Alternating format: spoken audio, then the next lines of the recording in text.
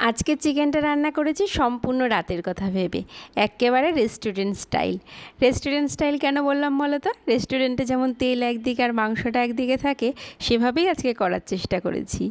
কিছুই না, সিম্পল কিছু উপকরণ দিয়েই করেছি। শেষ অবধি কিন্তু রেসিপিটা দেখো, অনেক কিছু টুইস্ট আছে এর মধ্যে। প্রথমেই চিকেনটাকে ভালো করে ধুয়ে জল ঝরিয়ে নিয়েছি। এবার কিছু বেসিক মশলা, আদা, পেঁয়াজ, রসুন, কাঁচা লঙ্কা, টমেটোর মিহি পেস্ট দিয়েছি। টক দইটা একটু ফেটিয়ে দিয়ে দিয়েছি এর মধ্যে, বেশ অনেকটা টক দই কিন্তু দিয়েছি। হাফ চামচ মতন কাসুরি মেথি দিয়েছি লাল লঙ্কার গুঁড়ো, ধনে জিরের গুঁড়ো, হলুদ গুঁড়ো, আর দিয়েছি স্বাদ অনুযায়ী লবণ। এখানে মাংসটার মধ্যে যা যা উপকরণ ব্যবহার করতে হবে, সমস্ত উপকরণ একবারে এর মধ্যে অ্যাড করে দিলেই হয়ে যাবে। সমস্ত উপকরণ দিয়ে মাংসটাকে ভালো করে মেখে নেব।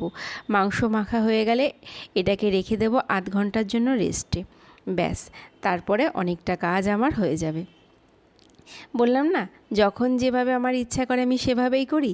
আজকের মাংসটাও ঠিক সেরকম। মাংসটা আধ ঘন্টা রেস্ট হয়ে যাওয়ার পরে এর মধ্যে আমি অ্যাড করেছিলাম 2 চামচ মতন বেসন গুঁড়ো। এটা একটা নতুন উপকরণ, ভাবলাম একটু ট্রাই করে দেখি কেমন হয়।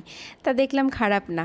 2 চামচ বেসন গুঁড়ো দিয়েছি, একটা আমুল দুধের গুঁড়োর প্যাকেট দিয়ে দিয়েছি, আর দিয়েছি আগে থেকে ভিজিয়ে রাখা চালমগজটা পেস্ট করে দিয়েছি।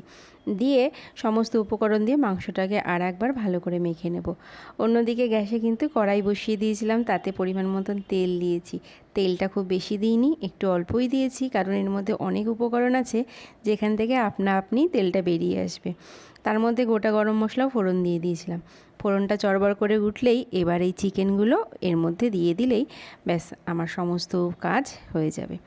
এবার এর মধ্যে না আমি লঙ্কার গুঁড়ো দিতে, কাশ্মীরি লঙ্কার গুঁড়ো দিতে একদমই ভুলে গেছিলাম, সেটাও একটু অ্যাড করে নিলাম। করে একেবারে ঢাকা চাপা দিয়ে এটা 15 থেকে 20 মিনিট রান্না করলেই মোটামুটি রেডি হয়ে যাবে। যেহেতু টক দই রয়েছে আর মাংসটা অনেকক্ষণ ধরে ম্যারিনেট করা ছিল আর ঢাকা চাপা দিয়ে করেছি, মাংসটা পুরোপুরি সেদ্ধ হয়ে গেছে।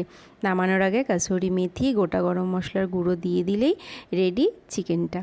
তোমাদের রেসিপি যদি ভালো লেগে থাকে অবশ্যই কিন্তু বাড়িতে একবার ট্রাই করো, আর একবার একটু ট্রাই করো, খুব সুন্দর হয়েছে।